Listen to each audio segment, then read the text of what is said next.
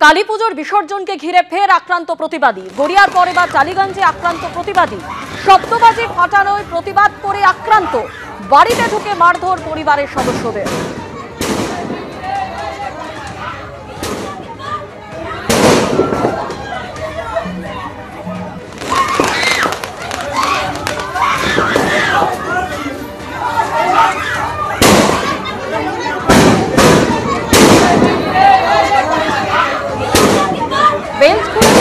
সদস্যদের মারধর টালিগঞ্জ থানা এলাকার শাহানগরের ঘটনা।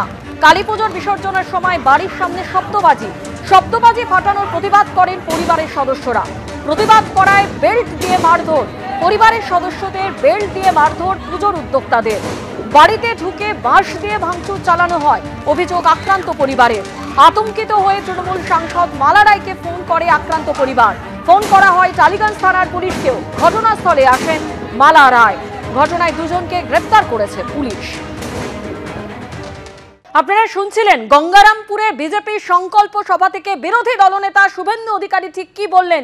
তিনি বলেন যে এই সরকারকে উপড়ে ফেলতে হবে, না হলে মানুষ ভালো থাকবে না। পাশাপাশি তিনি আরো বলেন তৃণমূল সরকার থাকলে মানুষ এই রাজ্যে চাকরি পাবে না, তাই এই সরকারের বদল আনার প্রয়োজন রয়েছে।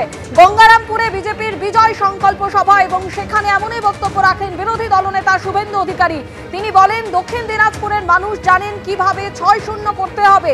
এই সরকারকে উপড়ে ফেলতে হবে, না হলে পশ্চিমবঙ্গ থাকবে না। আমরা মুসলিম ভোট পাই না, আমি বলিনি চাই না। নরেন্দ্র মোদী আপনাদের সব দিয়েছে, আজ তাদের সামনে রেখে রাজনীতি চলছে। এরা ভারতীয় মুসলমান নন, এরা অনুপ্রবেশকারী রোহিঙ্গা। বিএসএফকে জমি দেয়নি রাজ্য সরকার। আজ বাংলাদেশেও হিন্দুরা ভালো নেই বললেন বিরোধী দলনেতা শুভেন্দু অধিকারী। বাংলাদেশের মতো পশ্চিমবঙ্গে হিন্দুদের সংখ্যা কমেছে। 2027-এ জনগণনা শুরু হবে, হিন্দুরা 65% নেমে যাবে। দক্ষিণ দিনাজপুরের গঙ্গারামপুরের সভা থেকে বললেন বিরোধী দলনেতা শুভেন্দু অধিকারী। পাশাপাশি তিনি আরো বলেন যে রাজ্যে কোনো চাকরি নেই, পিএসসি নেই, এসএসসি নেই। গত 1 বছরে 8000-এর বেশি স্কুল বন্ধ করেছে তৃণমূল সরকার। এ রাজ্যে তৃণমূল থাকলে চাকরি হবে না বললেন বিরোধী দলনেতা শুভেন্দু অধিকারী।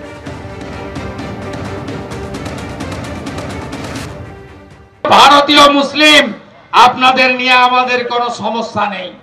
আমি বক্তৃতা করতে উঠলেই আপনারা ভাবেন যে এ মনে হয় আমাদের বিরুদ্ধে কিছু বলল। সবচেয়ে বেশি অস্বস্তিতে আমাদের সংখ্যালঘু মোর্চার লোকেরা থাকেন।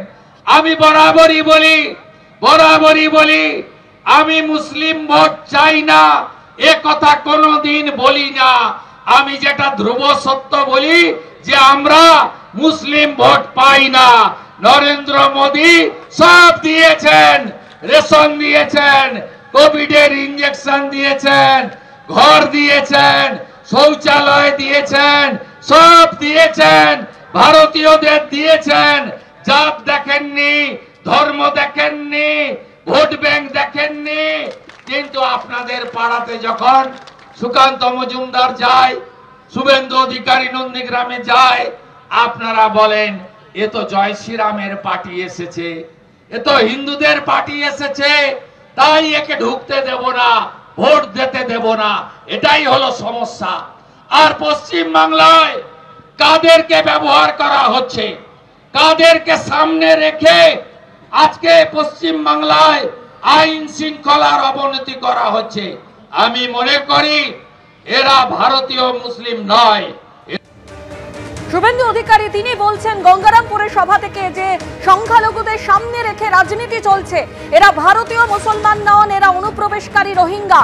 বিএসএফকে জমি দেয়নি রাজ্য সরকার। আজ বাংলাদেশেও হিন্দুরা ভালো নেই। বাংলাদেশের মতো পশ্চিমবঙ্গে হিন্দুদের সংখ্যা কমেছে। এবং তিনি আরো বলেন যে এ রাজ্যে সংখ্যালঘুদের সামনে রেখে রাজনীতি চলছে। পাশাপাশি তিনি আরো বলেন আমরা মুসলিম ভোট পাই না, কিন্তু তিনি একথাও বলেন যে আমি বলিনি তা চাই না। নরেন্দ্র মোদী আপনাদের সব দিয়েছে।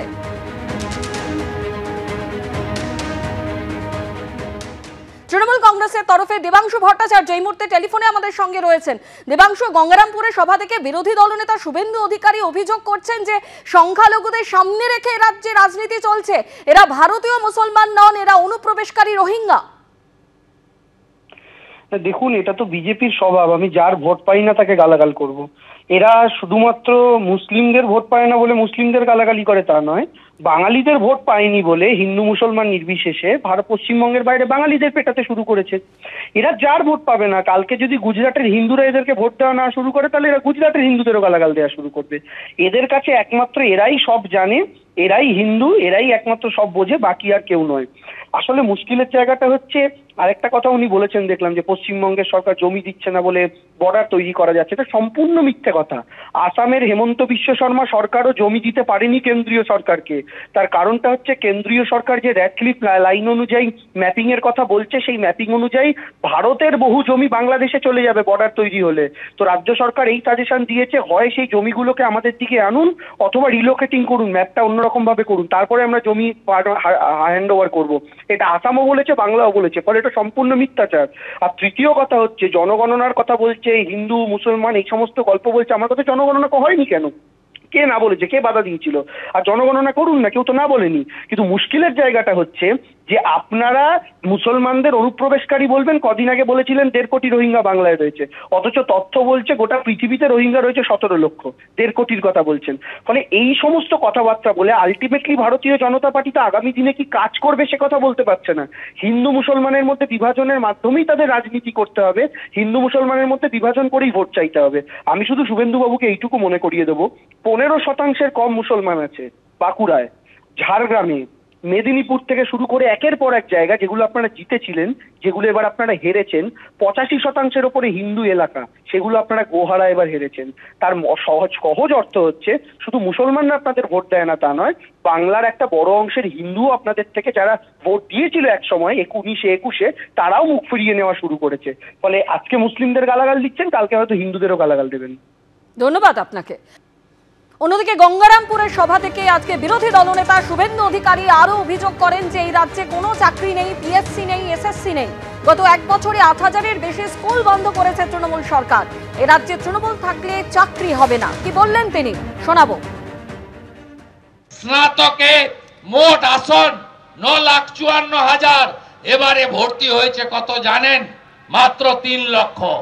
6 লক্ষ ভর্তি হয়নি, কারণ বাবা মারা পয়সা খরচ করে ছেলে মেয়েদের আর পড়াতে চায় না, কারণ তারা জেনে গেছে মমতা ব্যানার্জি থাকলে, তৃণমূল থাকলে চাকরি হবে না, চাকরি হবে না।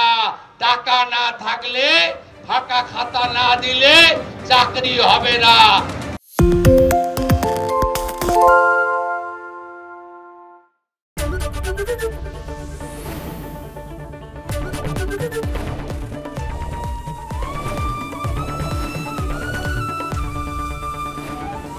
এবিপি আনন্দ, এগিয়ে থাকে, এগিয়ে রাখে।